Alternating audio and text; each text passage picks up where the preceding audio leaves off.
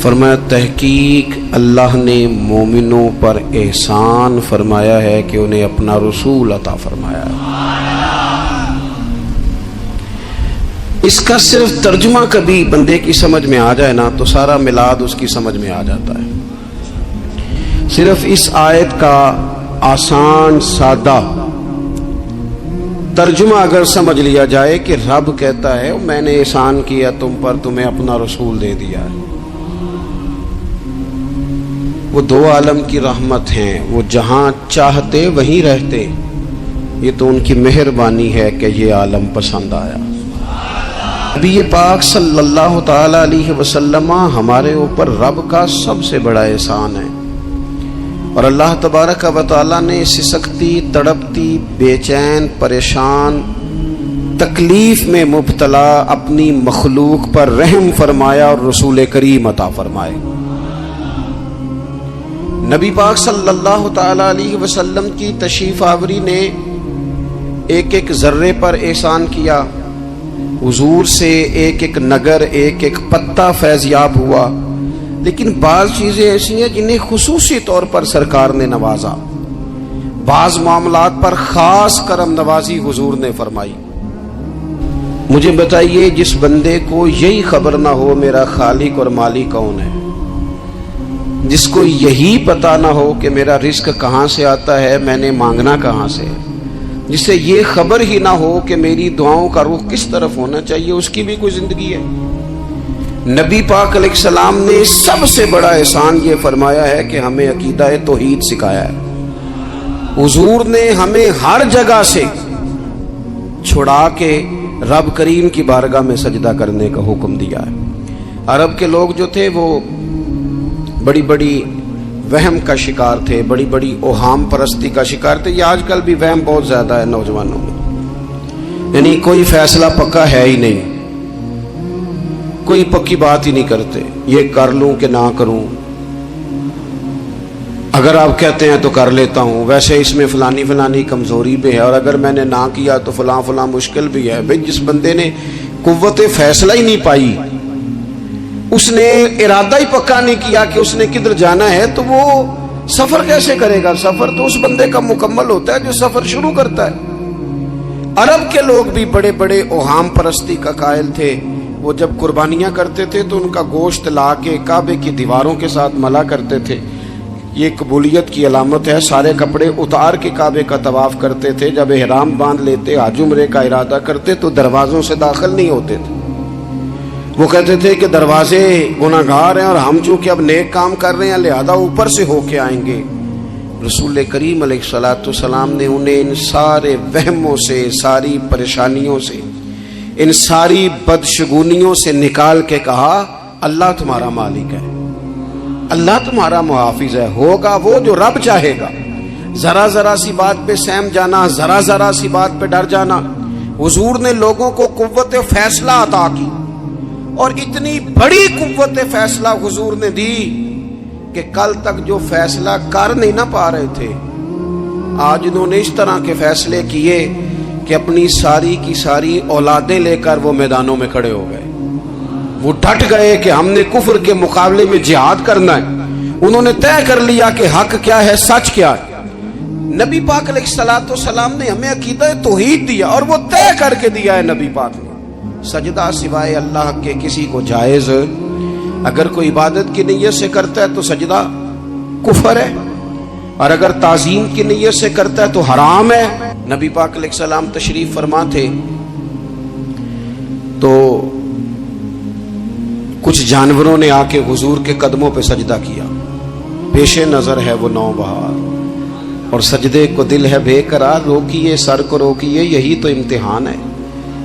کچھ جانوروں نے جب سجدہ کیا تو صحابہ عرض کرنے لگے یا رسول اللہ صلی اللہ تعالی علیہ وسلم ہمارا بھی دل کرتا ہے، تو حضور نے فرمایا بھی سجدہ سوائے رب کے کسی کے لیے جائز نہیں ہے، ہاں اگر جائز ہوتا تو میں خاتون سے کہتا کہ اپنے شوہر کو سجدہ کرے۔ نبی پاک علیہ الصلوۃ والسلام نے حد بندی کر دی۔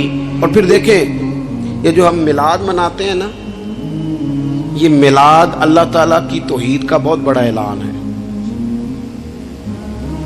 ہم کہتے ہیں نبی پاک کا میلاد ہوا، جس کا میلاد ہوتا ہے وہ خدا نہیں ہوتا، جو پیدا ہوتا ہے وہ رب۔ جب ہم میلاد منا رہے ہوتے ہیں تو ہم یہ بتا رہے ہوتے ہیں بھئی حضور خدا نہیں، حضور تو 12 ربیع الاول کو پیدا ہوئے۔ تو جو پیدا ہو، رب پیدا، لم یلد ولم یولد، اللہ تبارک و تعالی پیدا نہیں ہوتا، مالک تو ازلی ابدی شان رکھتا ہے۔ اس لیے عقیدہ توحید بندے کو مضبوط کر دیتا ہے۔ انسان جب عقیدہ توحید والا ہو جاتا ہے، اور نبی پاک علیہ السلام دنیا میں رب کی طرف بلانے آئے، وداعیا الی اللہ باذنہ وسراجا منیرا، حضور نے لوگوں کو اللہ کی جانب دعوت دی۔ جب انسان توحید والا ہو جاتا ہے تو مضبوط ہو جاتا ہے، وہ کسی سے نہیں ڈرتا، وہ سمجھتا ہے ہونا تو وہ ہے جو میرا رب چاہے گا، مجھے پریشان ہونے کی ضرورت کیا ہے۔ پھر اس کا بھروسہ بھی اللہ تعالیٰ پر، اس کی امیدیں بھی اللہ رسول سے، اس کی توجہات کا قبلہ بھی سارا ادھر ہی۔ تو حضور نے لوگوں کو عقیدہ دیا، مضبوط کیا۔ رسول پاک صلی اللہ تعالی علیہ وسلم نے ذہنوں کو پختگی عطا فرمائی۔ تو سب سے بنیادی چیز حضور کا جو احسان ہے وہ عقیدہ ہے۔ پھر بعض خاص طبقات پر حضور نے خاص احسان کیا۔ آج بھی پوری دنیا میں ڈنڈورا پیٹا جاتا ہے عورتوں کے حقوق کا، پوری دنیا کے اندر، اور بعض لوگ عورتوں کو بڑا دھوکہ دیتے ہیں، کہتے ہیں تمہیں حق نہیں ملتے لہٰذا تم سڑکوں پہ آ جاؤ، معاذ اللہ، تمہیں حق نہیں ملتے لہٰذا تم معاذ اللہ بازاروں کی رونق بن جاؤ۔ عورتوں کو بڑا پریشان کیا جاتا ہے حقوق کے تعلق سے۔ نبی پاک علیہ السلام کی آمد سے پہلے کوئی خاتون کے ساتھ سلوک اچھا نہیں کیا جاتا تھا، اس کا کوئی جائیداد میں حصہ نہیں تھا۔ عورت کا خامد اگر فوت ہو جاتا تو وہ اپنے سسرال کے خاندان کی پراپرٹی بن جاتی، معاذ اللہ، اور جس کے مرضی چاہے سپرد کر دیتی۔ ہندوستان کے بعض علاقوں میں ایسی کبھی رسمیں بھی پائی جاتی تھی کہ بعض عورتیں اپنے خامد کے ساتھ جل جانا مناسب سمجھتی تھی کہ بعد میں کوئی زندگی تو ہوگی نہیں، اور بیوہ خاتون اور طلاق یافتہ خاتون، اس کے بارے میں تو لوگوں کا خیال تھا کہ شاید یہ خاتون بالکل سوسائٹی اور سماج کا حصہ ہی نہیں ہونی چاہیے۔ قربان جائیں، یہ اعزاز میرے نبی پاک نے دیا ہے۔ حضور نے پہلی شادی ہی اس خاتون سے کی ہے جن کا پہلے بھی نکاح ہو چکا تھا، اور خاتون کو حضور نے حقوق دیے، جائیداد میں حصہ دیا۔ کہا جو بیٹیوں کی بہنوں کی پرورش کر کے آئے گا اور اچھی پرورش کر کے انہیں روانہ کر دے گا، جس طرح میری 2 انگلیاں جڑی ہوئی ہیں میرے ساتھ جڑ کے جنت میں جائے گا۔ اور ایک روایت میں فرمایا کہ جب کسی کے ہاں بیٹی پیدا ہوتی ہے نا تو اللہ فرشتوں کو بھیجتا ہے، اور وہ اس کے گرد کھڑے ہو جاتے ہیں اور گھر والوں کو سلام کہتے ہیں، اور کہتے ہیں یہ ضعیفہ ایک ضعیفہ سے پیدا ہوئی ہے، یہ کمزور، یعنی صنف کے لحاظ سے کمزور نازک بچی ایک نازک ماں سے پیدا ہوئی ہے۔ فرشتے کہتے ہیں جو اس کی پرورش کرے گا نا، اللہ قیامت تک اس کی مدد کرے گا، اس کی ہمیشہ مدد ہوتی رہے۔ اور نبی پاک صلی اللہ تعالی علیہ وسلم کی خدمت میں آ کے جب خواتین نے کہا تو نا یا رسول اللہ، ہمارے تو دین دنیا کے معاملات میں مردوں کے تعلق سے کمزوری ہے، کئی دن تو ہم ویسے نماز نہیں پڑھ سکتی مہینے میں، کئی دن تو ہم ویسے عبادات کے قریب نہیں جا سکتی، جہاد پہ ہم نہیں جاتی، گواہی ہماری مردوں کے برابر نہیں، تو یا رسول اللہ صلی اللہ علیہ وسلم ہمارا بھی کوئی اعزاز ہے۔ تو حضور نے فرمایا جب کوئی خاتون حاملہ ہوتی ہے نا تو اللہ اسے اتنا ہی ثواب دیتا ہے جتنا جہاد کرنے والے کو ثواب دیتا ہے، اور جب بچہ پیدا ہوتا ہے تو اللہ تعالیٰ اسے شہادت کا درجہ عطا کرتا ہے، اور جب وہ بچوں کو دودھ پلاتی ہے تو رب اسے غلام آزاد کرنے کا ثواب عطا کرتا ہے۔ ایک دفعہ نا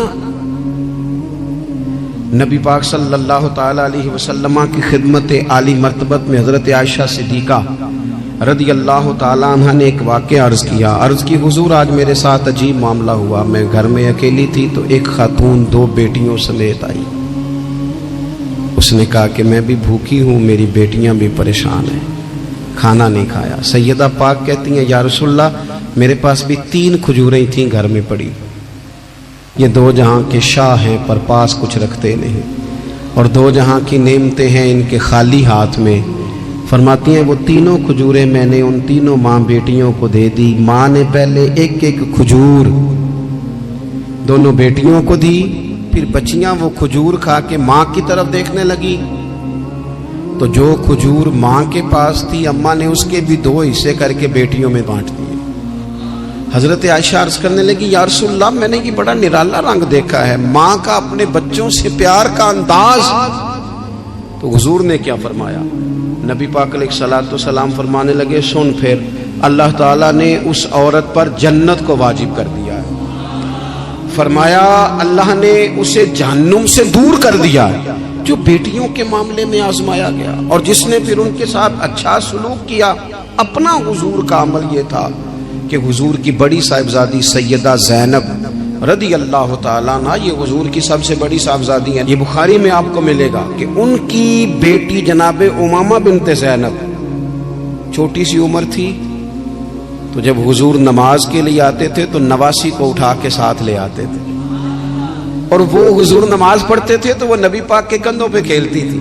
حضور نے عملاً بیٹیوں سے پیار کرنا سکھایا، بیٹیوں سے محبت کریں، بیٹیوں سے پیار کریں۔ بیٹیاں بڑی خیر خواہ ہوتی ہیں، بیٹیاں ماں باپ کی بڑی وفادار ہوتی ہیں، بیٹیاں بڑا خاص تعلق رکھتی ہیں۔ جوانوں آپ سے بھی کہوں گا بہنوں کی طرف توجہ رکھیں، جو کسی کی بہن آپ کے گھر ہے اس کا بھی خاص احساس کریں، وہ بھی کسی کی بہن ہے، لیکن اپنی بہن کے ساتھ بھی خاص نسبت کا تعلق قائم رکھیں، رشتوں میں اعتدال ہونا چاہیے۔ اس صنف کو نبی پاک علیہ السلام نے خاص کر کے نوازا ہے، اور ہمارا بھی ان کے ساتھ خاص رشتہ ہونا چاہیے۔ اسی طرح کا معاملہ یتیموں کے ساتھ ہے، کمزوروں کے ساتھ ہے۔ دیکھو آج نا ہمارے ہاں کمزوروں، غریبوں، مسکینوں، یتیموں کی مدد تو کی جاتی ہے، لیکن انہیں لوگ اپنے ماحول کا حصہ نہیں بناتے۔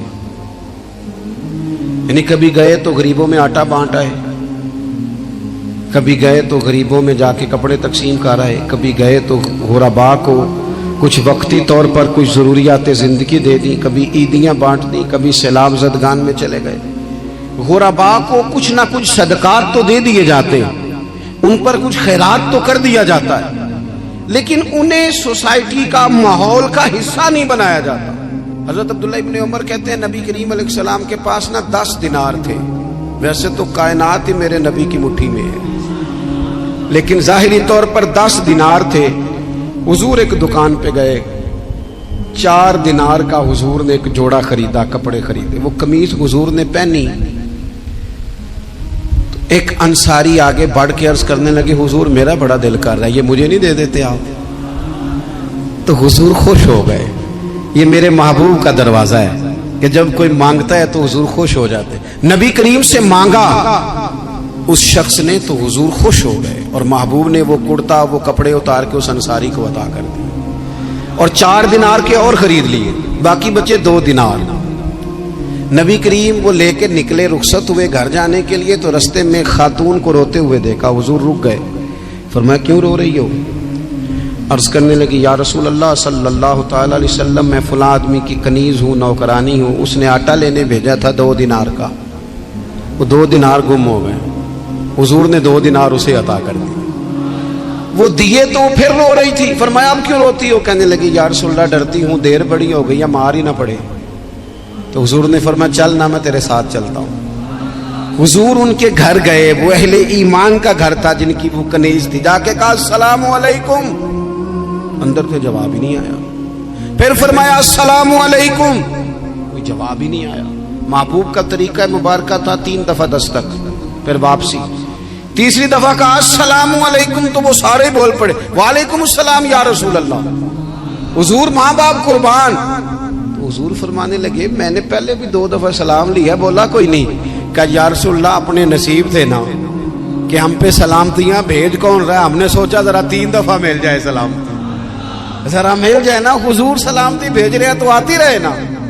محبوب کریم علیہ الصلوۃ والسلام فرمانے لگے یہ تمہاری کنیز وہاں کھڑی رو رہی تھی، اس بیچاری کے 2 دینار گم ہو گئے تھے، اسے دوبارہ سامان لاتے کچھ دیر ہو گئی، اس پر سختی نہ کرنا، مارنا نہ۔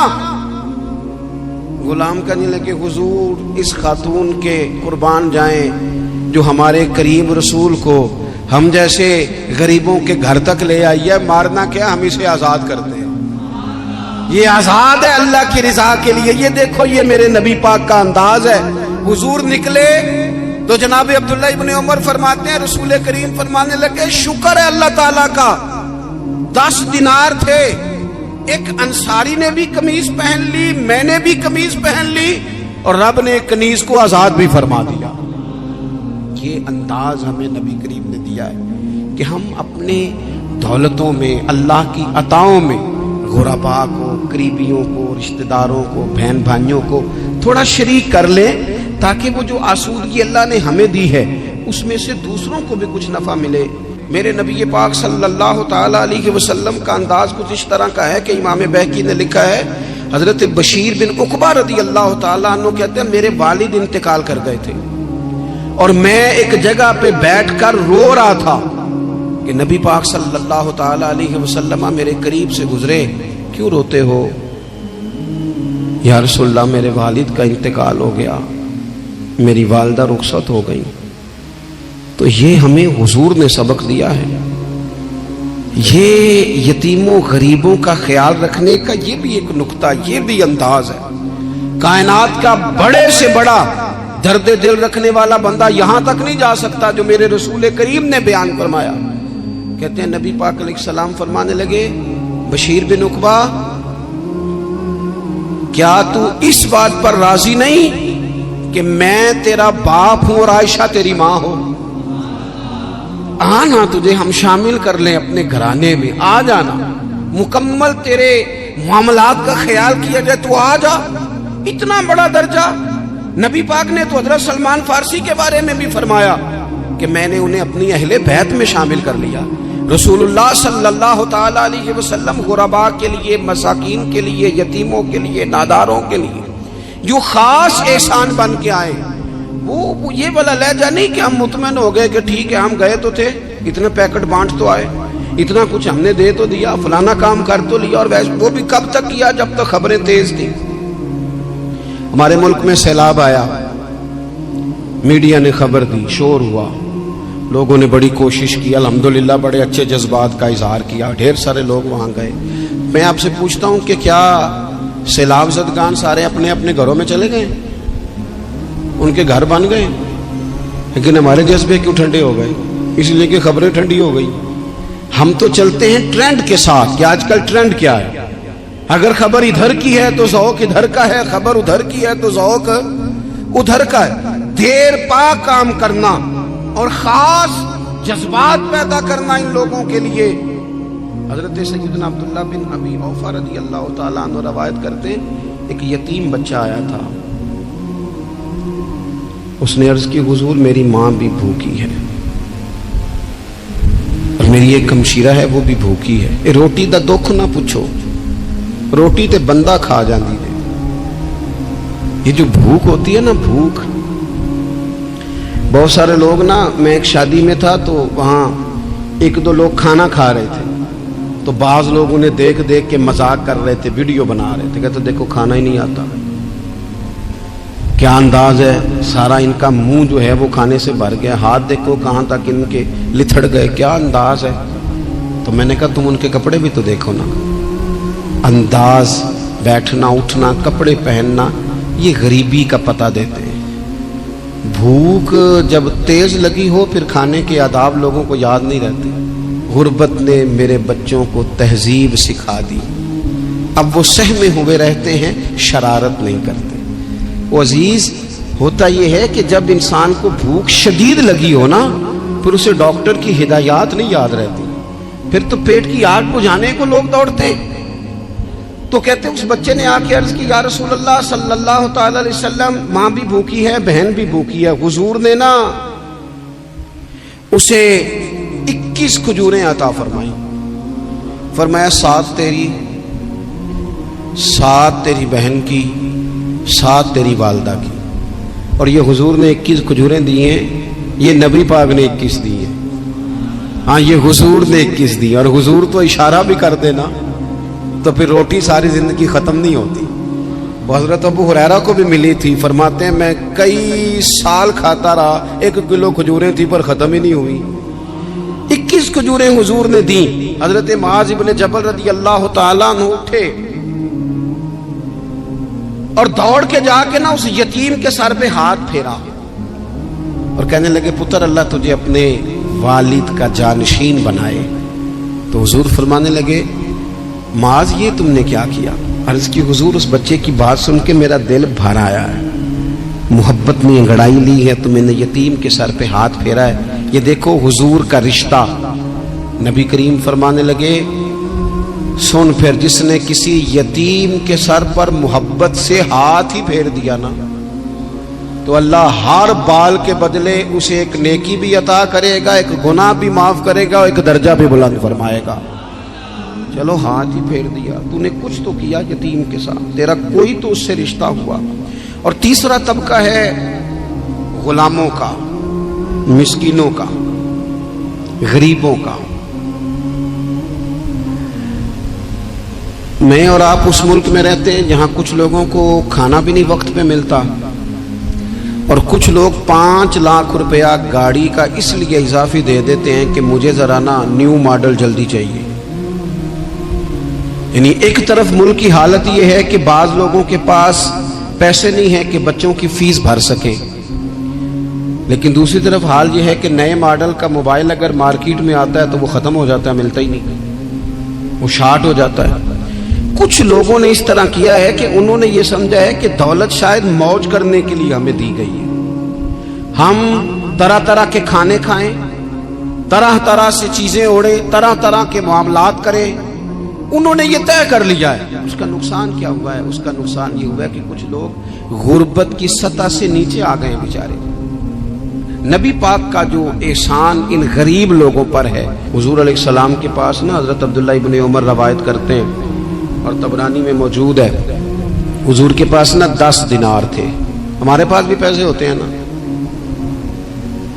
لیکن وہ کچھ ہوتے ہیں ہمارے کھانا کھانے کے لیے, کچھ ہوتے ہیں آئس کریم کھانے کے لیے, کچھ اس لیے ہوتے ہیں کہ آج میری مرضی دا نہیں پکا. لہذا میں نے, ہمارے ایک دوست ہیں وہ کہتے ہیں کہ آج کل یہ ماحول بن گیا ہے کہ بچے اگر کہتے ہیں نا کھانا میری مرضی کا نہیں تو اماں کہتی ہے جا تو برگر کھا لے. کہتے ہیں ہمارے دور میں یوں نہیں ہوتا تھا. اگر ہم کہتے تھے نا کھانا میری مرضی کا نہیں تو پھر ہمیں ڈبل چیز کھانے کو ملتی تھی, ایک مار بھی کھانا پڑتی تھی اور وہ کھانا بھی کھانا پڑتا تھا. اور پھر کچھ پیسہ لوگوں نے صرف اس لیے سنبھال کے رکھا ہوا ہے کہ جو اضافی چیزیں ہیں نا, اضافی, میرا ویسے تجربہ نہیں ہے اور نہ میں نے زیادہ گہرائی سے دیکھا ہے, بس مجھے بتایا گیا ہے, اور پتہ نہیں اب بات درست ہے کہ نہیں, مجھے بتایا گیا ہے کہ پہلے لڑکیاں بیوٹی پارلر جاتی تھی, اب سنا لڑکے بھی جاتے ہیں. اب خدا جانے یہ بات سچ ہے کہ غلط ہے. یہ جو اضافی اخراجات ہیں نا, یہ اگر ہم تھوڑے سمیٹ لیں, یعنی مولا علی شیر خدا کرم اللہ تعالی وجہہ الکریم مزدوری کر کے نکلے تو 2 کلو کھجوریں تھیں. حضور بس فرمانے لگے 1 کلو میرے بچے کھائیں گے اور کلو مدینے کے غریب بچے کھائیں گے. یعنی کل 2 کلو ظاہری طور پر کھجوریں ہیں, اس میں بھی دوسروں کا حصہ. ہمارے پاس جو مال آتا ہے اگر تھوڑا سا نا ہم اسے یہ نہ سمجھ لیں کہ میرا ہی حق ہے, کسی کو اس میں سے ایک لقمہ بھی نہیں ملنا چاہیے. اگر ہم تھوڑا سا نا دل کشادہ کریں تو 3 لوگوں کا کھانا 4 بھی کھا سکتے ہیں, 4 کا کھانا 5 بھی کھا سکتے ہیں, 6 کا کھانا 7 کا کھانا 10 بھی کھا سکتے ہیں. شرط یہ ہے کہ دل کشادہ ہو. دل دریات سمندروں ڈونگے کون دلاں دیا جانے, تھوڑی سی نا کشادگی پیدا کی جائے. اور ایک بات آخر میں آپ کی خدمت میں یہ عرض کرنی ہے کہ جو زیر دست لوگ ہوتے ہیں نا, غلام, ملازم, نوکر, آپ اپنی زندگی کے مسائل دیکھ لیں.